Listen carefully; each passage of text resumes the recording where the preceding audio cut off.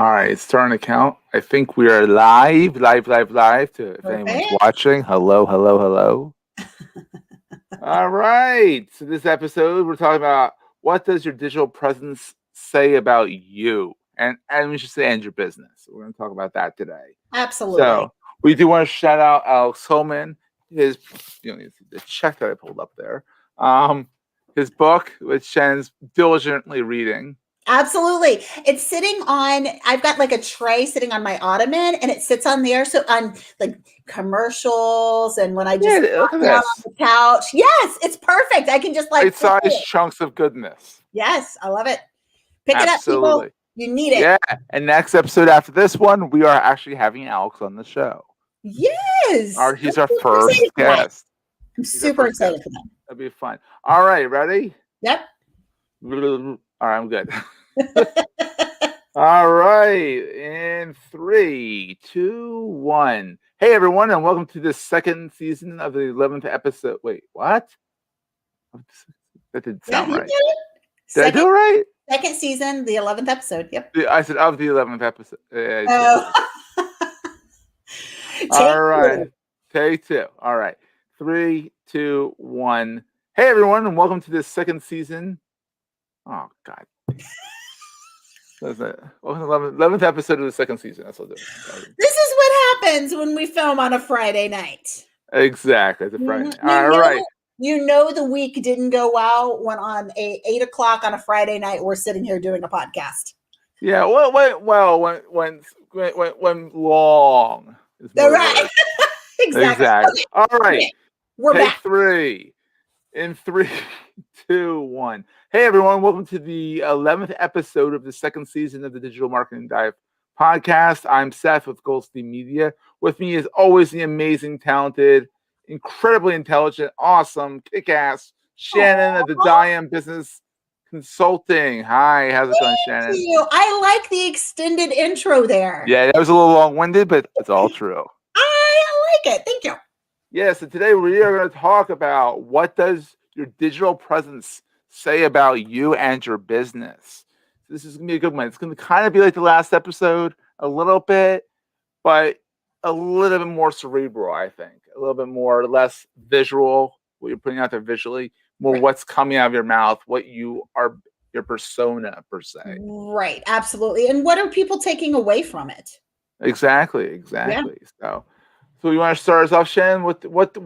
How do you be authentic online? I mean, that's essentially what it is. Yeah, for sure. And I think the problem is at times that people don't necessarily understand who they're even speaking to. So when that's a problem. Right. So here's the thing. When I am authentic in front of my kids, it's very different than when I'm authentic in front of my friends on a Friday night. Or I'm authentic in front of my mom, right? Or I'm authentic. I'm the same person. I'm being authentic. There's just different personality traits that are coming out. There's different words coming out of my mouth. There's, it's different. And so we have to back it up and determine what is it we're trying to accomplish online, even as a personal brand. What are we trying to accomplish with this? And so then who are we talking to? And putting a message out there for those people. It's still authentic. It's still us. We're not sugarcoating it. We're not putting a horrible filter on it, right? But we're putting it out there for those people. So we have to talk as such. Because here's the problem. I can say my page is for everyone, right? When I use certain phrases, that's going to mean something entirely different to a 70-year-old woman than a 20-year-old boy. Oh, absolutely. Sorry, right? So it's going to mean entirely different things. When I make certain facial expressions, when I am explaining concepts, I say them in different words, in different terms. Depending on different audience. Right. So before you can even choose to be authentic, who the hell are you speaking to? Exactly. You got to think about the persona. I mean, not to get all markety and jargony, but if you think about, who's your target audience on LinkedIn versus who's your target audience on Twitter, they might be similar, but the platform kind of dictates the way you talk. Like on Twitter, you're talking quick, you're talking more colloquial. On LinkedIn, you're thinking a little about it a little bit more because on LinkedIn is a lot more it's business. Right. People generally don't talk politics unless they're politicians. Sure. They don't talk about their kid's softball game unless it is business related or they somehow tie it into an analogy that makes sense business wise. Absolutely. So it's your voice. And just because you're putting up a persona is not like you're not being fake. You are speaking to people on that platform in the way that they're expecting to be heard Absolutely. And that's or the hear thing you. as well, right? We want to be authentic. And I kind of ran this experiment last year on my personal brand, and I was very vulnerable and I was very authentic. Mm-hmm. There still came a point where it was a persona and not completely me. There is no way, it is not healthy for me to get online and put everything out there. The same stuff that I would tell a boyfriend or the same stuff that I would tell my best friend, or right? Yeah. I got as close as I possibly could a lot of times, but it's not there. Anything It's none online. of the part of the language. It's none of their damn business. To put it bluntly, I mean, like there's certain things like if your brand is talking about being real, like the real world was not real. Let's Right. be perfectly honest. And that was like we always where things get real. No, things don't get real. Things are scripted. If they were real, they were then cultivated later on in the editing room to be scripted. Like Right. reality TV is not reality. Let's be honest here. But the thing Absolutely. is that even then when there was a real moment on these shows like The Bachelor, which I only watched once because my niece was on it, and I was like, oh my god, this is painful. Oh, I would not want to watch my niece on The Bachelor. I did, and I regret it. I love my niece, Yes. but okay, we'll leave that alone. Anyhow, but the thing is, there are authentic moments on shows. There's authentic moments on social media, but they're not necessarily. I don't even know how to say it because they are authentic. They're just not Right. totally. They're script. They're kind of cultivated to be appropriate for the platform. Right. Right. I If mean, you can when get I real, yeah, but you just don't. You have to watch how real. right. Well, and I think that's the key as well, is understanding there's a balance. Mm-hmm. We don't want this persona to be so polished that it's not really us and be Mm-hmm. inauthentic. But on the flip side, we have to understand, and we have to understand when we're looking at other people on the platforms as well, that it is a persona that they are putting out there. It is, Mm-hmm. we don't know them. Sometimes we feel like we know them. Mm-hmm. We don't know them like their close families do. We only know what they're allowing us to see. And Yeah. understanding that in social media, both as a giver and a taker, right? Giving content or taking in the content, understanding that helps tremendously because we see the same people over and over and over. They Mm-hmm. say the same things over and over and over, and it's all good stuff. It's great stuff, but understanding that that's only part of them, Oh, and that's okay. absolutely. I would not expect to see how you are in front of your 3 kids on social media unless you're doing a live stream. And even then, when back when I Justine did the live streaming for life, she was aware. Even just being aware that you're on camera makes you in a persona because you. Yeah. And if you're not aware, that's illegal. We do not advocate for that. No, I mean that's seriously.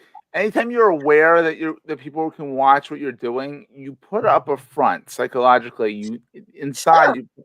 you put up a front a little bit. You're aware of it, even if you try and be goofy and like off the rocker. Yeah. Like the guys on Jackass, they were being filmed, and they were based out of Westchester, Pennsylvania. I have friends who know these guys. And they're like, yeah, they're goofy and all that, but they're not nothing like they were on that show. That was an idea. And I mean, yeah, they were goofy, and yes, they weren't surprised that they did the show like that. But there's another side to them that you don't see on the Absolutely. show. Absolutely. It's just the way it is. Yeah. Yeah. And so when we're talking about how we're seen on social media, there's so many aspects of that. First of all, we can't control how other people see us No. individually, but we can control the persona that we put out there in anticipation of how people are going to see us, right? Absolutely, yeah. When I'm talking about my business, I know who my target market are. They are entrepreneurs, typically between the ages of 35 and 55, who really want strong, substantial, foundational growth in their business. That's who I'm talking to. Now, there are other entrepreneurs out there that just are picking up tips and that kind of thing, and that's great. That is awesome. But when I'm talking to my target market, I use empowering language. And the reason I do that is because they're like me. I know they want to grow that business. They're not satisfied with status quo. They're not satisfied with just a little bit of growth. So I use empowered language. If I am talking to a solopreneur who this is their side gig and they have no real interest in growing it, right? They just want a little extra Christmas money or whatever. I use different language so they understand what it is that I'm telling them. Oh yeah, totally. Yeah, it's you're speaking to your target. Yeah. And you speak to your target differently. Like if you watch Shannon on her social media on Instagram, she doesn't say hello business leaders and entrepreneurs. Right. She's like, hey, it's Shannon. I just drove into a field. If you follow her on social media, you'll get that reference. You didn't think I was going to bring that one up, did you? It was a moment. Yeah, we're all allowed to have this. We're all allowed to have those moments. I've literally pulled out of a parking space and turned. How do you do that? You're not the only one. Don't feel bad. It's just it happens. So I had this big orange spot on my orange yellow stain on my old Corolla for the longest time with a nice big dent. Nice. Uh-huh. Oh, and of course I was like, it's there. I own the car. Whatever. Yeah, it's fine. Whatever. You don't fix it. Exactly. So yeah. So we're talking about being authentic. Let's talk briefly about how you can stay alive and authentic. Like that segue with breezy masks. Nice, Seth. That was I said the first part of it. I was like, where am I going with this? Let me spin it around real fast. So anyhow, let's thank our first sponsor, our second sponsor, because we already thanked Alex at the top of the show. But breezy masks, they have silver nano protection, breathable and lightweight, and they're fog free, except for in the winter when nothing's fog free. Let's just be honest. No. I tried them out in the house with my blue light glasses. They are fog free. Yeah. When it's not sub-zero outside, right? When icicles are growing off your beard, like it's like we all Shannon knows I go through it with the beard, No, but anyhow, so check them out. I mean, they're great. They got 2 lines. They got the they call it the executive, or it's called the exchange. Excuse me, I call it the executive. No, the exchange, which is 5 layers of protection. And the sport, which is a little bit more breathable for kids and adults running around like crazy Looney Tunes, doing sports and whatnot. Even just going for a walk, it's easier to breathe with. I know my wife prefers the sport over the exchange because the exchange is more on her. Oh, absolutely. And the exchange also comes with filters. Yes. Right. So it makes them extra safe, but it also muffles more. And it makes it a little tighter against the face. So if you don't have big lung capacity, try the sports out first. But anyhow, go to socl.bz/masks. Very clever domain name. And the link is in the show. All these links are in the show notes. I talk fast. Don't try and write it down. But go support them. That supports us. And thank you to Breezy Masks for helping us do this show. And shout out to Leadstra and Diane, right? So we are hosting a small business workshop conference in Indianapolis, Noblesville, actually Indianapolis, Cohatch. Close enough, yeah. The last Friday of March. And here's the thing. You can put yourself out there on social media. You can bring in the sales. You can do all of that. But if you don't have a functioning business behind you as a small business owner, you're going to be overwhelmed. You're going to get burnt out. You're going to all of that good stuff. And so this is geared for small business owners and their pain points. We're going to talk sales and how to sell. We're going to talk marketing. We're going to talk strategy. We're going to talk operations, and we're going to talk finances. And it's great. I'm emceeing. on mindset, and then we'll have breakouts and we'll have a roundtable discussion as well, so people can get their questions asked. It's both in person and it's also we have the virtual option. So please come join us. One way or another, it depends on your, I'm sure everyone's going to be, 6 feet apart and spaced properly and all that. And if, you're not eating, keep those breezy masks on. Exactly. But check it out. The links in the show notes there as well. So let's move on to the picks of the week, because I think we've exhausted the whole idea of being authentic. I think pretty much what it is be authentic, be yourself, but just know that by being authentic on social media, it's still a persona, because you're not giving everyone everything. Right. Or if you are, you shouldn't be. Right. And I mean, in real life, we give very few people all sides of us. So think unless there's something there that we need to get fixed. So yeah. What? I'm sorry? Unless there's an issue, you should not be giving everything out like that. Oh, right. I'm just she's like, where did she go? Where are you going with that? I'm super confused as to what you fixed. Oh boy. Anyhow, but just be authentic, be yourself, be, people will buy from people they like, people work with people they like, and don't try and be something you're not. Right. Because people will see right through it. Absolutely. Let's move on to Seth and Shannon's recommendations. Woohoo. So I think I did this one already, but finding podcasts can be a little bit overwhelming. It's pretty easy to find them. I mean, everyone and their grandmother has a podcast, but whether or not it's good or not is something to be said there. But I have a curated list over at Podchaser, which is kind of the alternate directory of podcasts to get rankings. So by the way, rank us over there, please. Rate us. We'd love you forever. But I have a list over there of some of my favorite podcasts, and I keep adding to it. So check that out. The links in the show notes. And Shannon, what's your book of the week? So I actually just finished this one. It's called Stop Checking Your Likes. Shake off I love this. I know, right? Shake off the need for approval and live an incredible life by Susie Moore. And how perfect, talking about this. I love it. Our biggest concern about being authentic often is what will people think, right? Mm-hmm. And this book speaks to that. It speaks to being yourself, being your own authentic person, and attracting the people in your life that are supposed to be there, because you all make each other better.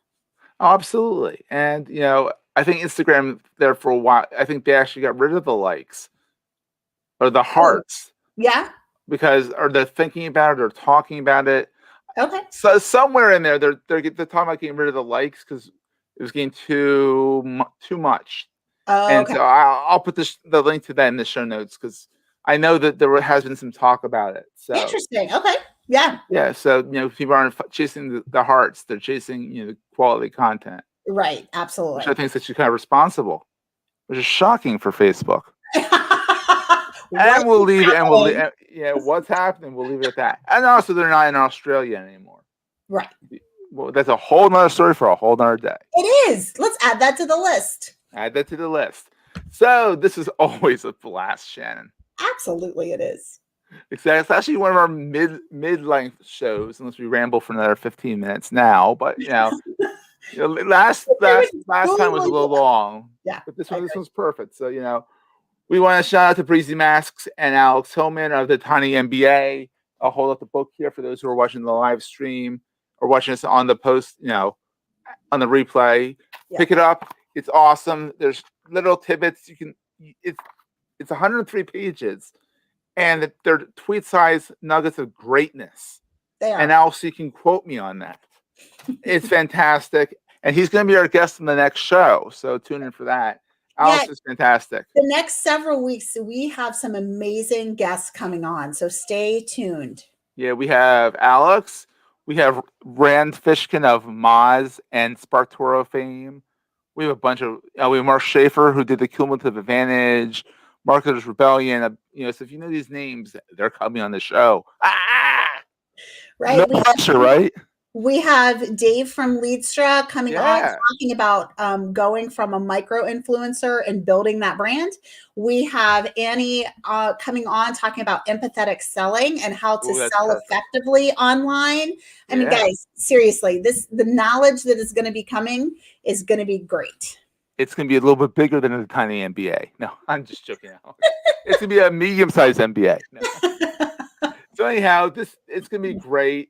Check out all the links down in the show notes. And if you feel so inclined to give us a review in iTunes or on Podchaser or any number of the other places that I just don't know about yet, please feel free. You can email us. Hello. It's down there. It's in the scrolling bar. But for those who are listening, hello at digitalmarketingdive.com. If you're trying to find out where we are all over the web, you can go to dmd.fm. And you can always find us at Digital Marketing Dive on Twitter. The marketing is short because there's not enough characters to get marketing. Mm-hmm. So it's Digital Marketing Dive with that sign. So on that note, Shannon, as always, what a blast. Absolutely. I need dinner. So I think so go eat. Point. Mm-hmm. All right. Well, Shannon's going to go eat. I'm going to go put my kid to bed. I love it. Talk to you later, Seth. All right. Talk to you later. Okay. Ta-ta for now.